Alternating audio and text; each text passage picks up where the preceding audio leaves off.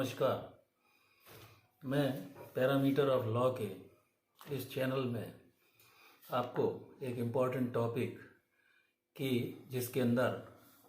पुरुषों के कौन कौन से कानूनी अधिकार हैं इस बारे में जानकारी दे रहा हूँ। मित्रों, जैसा कि आप जानते हैं, भारतवर्ष में जितने भी कानून हैं उनमें अधिकांश कानून महिलाओं के पक्ष में बने हुए हैं। पुरुष शादी के बाद यदि पत्नी उसके साथ क्रूरता का व्यवहार करती है तो ऐसी स्थिति में बड़ा असहाय हो जाता है और वो एक सीमा तक हर प्रकार से एडजस्टमेंट करने का प्रयास करता है। लेकिन कई बार ऐसी स्थिति उत्पन्न हो जाती है कि पुरुष का घर में निर्वाह करना,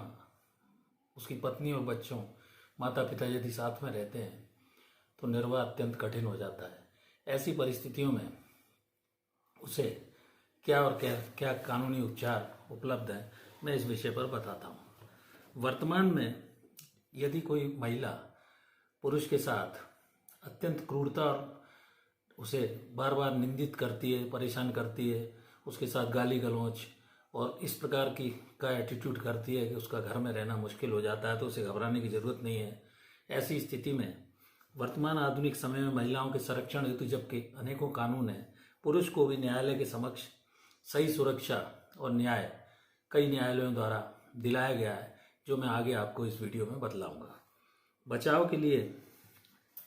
पुरुष कोई भी केस यदि उसके विरुद्ध महिला द्वारा झूठा घरेलू हिंसा, दहेज उत्पीड़न आदि का यदि रजिस्टर्ड पुलिस में हो गया है और ऐसे मामले में वो अपना बचाव न्यायालय के समक्ष कर रहा है, तो ऐसी स्थिति में उसे न्यायालय को सही तथ्यों पर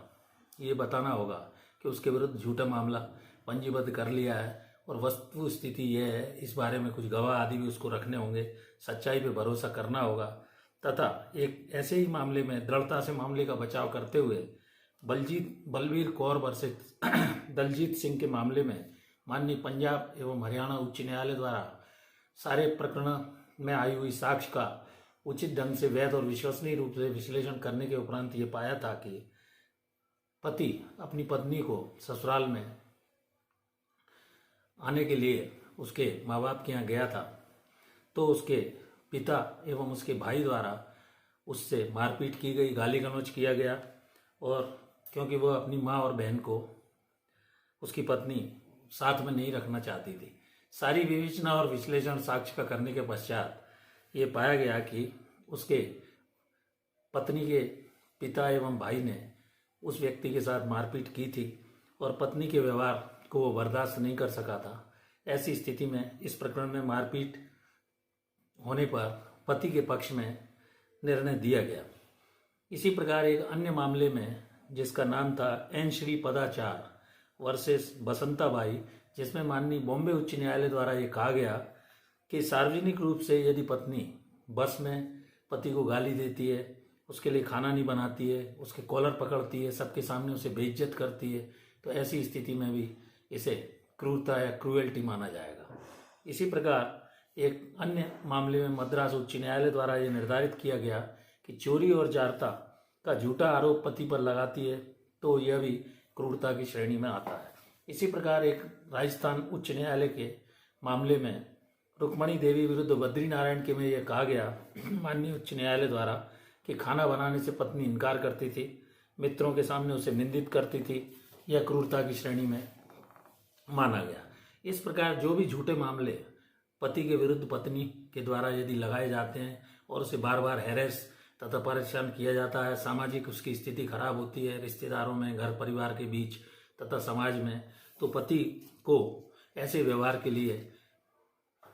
क्रूरता का दोषी नहीं मानते हुए पत्नी को क्रूरता का दोषी माना न्यायालयों द्वारा गया है। कुछ क्रूरता के ऐसे उदाहरण हैं, जैसे पत्नी द्वारा मंगलसूत्र तोड़ देना, नवजात बच्चे की जवान पर मिर्च आदि डाल देना, बच्चे की मारपीट करना, घर में गाली गलौज करना।